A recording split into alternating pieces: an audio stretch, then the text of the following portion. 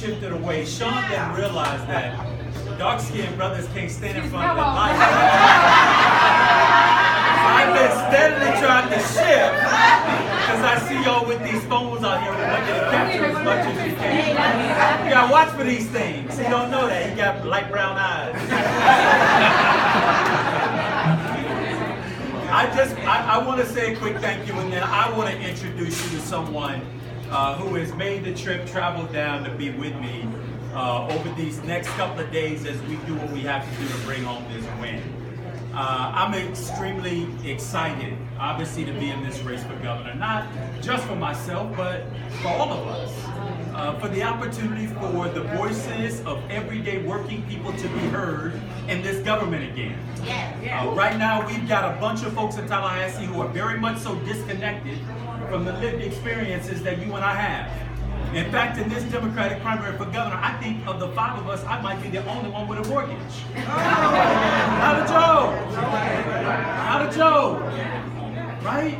Now in a state where 44% of the people say that they cannot make ends meet at the end of the month, I think we need a governor who understands what it means to live and work the everyday experience in this state.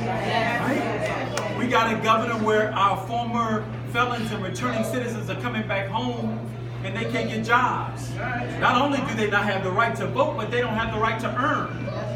Aside from them, there are many of us who are working, many of us working harder than ever, and still can't pull down a wage where we can take care of ourselves and our families. Right? Well, I have a different vision for the kind of state that we deserve. I believe we deserve the kind of state where we pay teachers what they're worth for doing the most difficult job that exists. I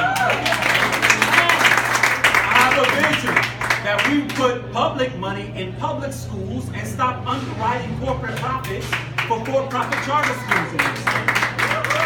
I have a vision, y'all, that we invest in the future of this state by training up our next generation of workers, apprenticeships, woodwork, shop, mechanical, electrical, technical, all those kinds of skills where people can go to work, monetize that skill, get a job, and earn a good wage where they can take care of themselves and their families. Right? Y'all, I believe that we deserve a state where we expand Medicaid to 700,000 of the most medically needy people we have in this state. And by doing so, we'll pull down $6 billion that will go into helping to fund our healthcare system in this state. I believe we can have a better and a more reflective and a more responsive government, but we need a governor with a North Star for how we're going to get there. And right now, we got a governor who says he's not a scientist, can't say whether or not global warming is real. We got algae flowing out of the state, green, blue-green algae of guacamole content.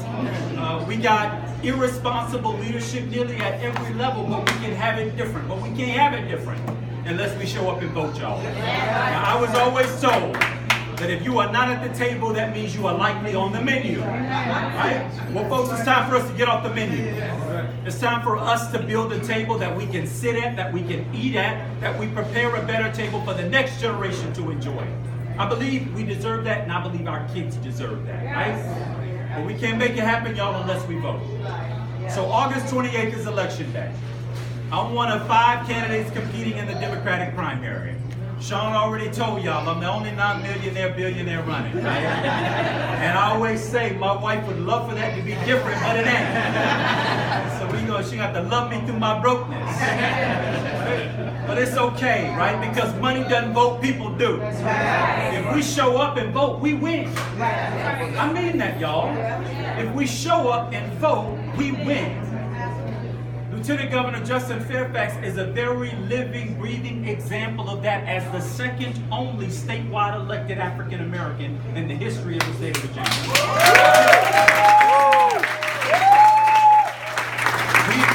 He faced similar odds. All the people who say what we can't do, what we won't do, don't have the right background, don't have the right lineage, don't have the right size bank account. Well, he disproved all of that. Stacey Abrams did the same thing in Georgia.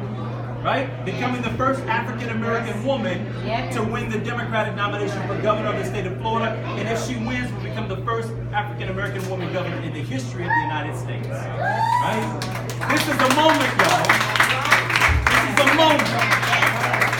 The question is, what are we going to do with this moment? I believe what we're going to do is we're going to show up and show out I believe on August 28th, which is a historic day, August 28th, 1963, Dr. Martin Luther King delivered his famous I Have a Dream speech. Amen. Right?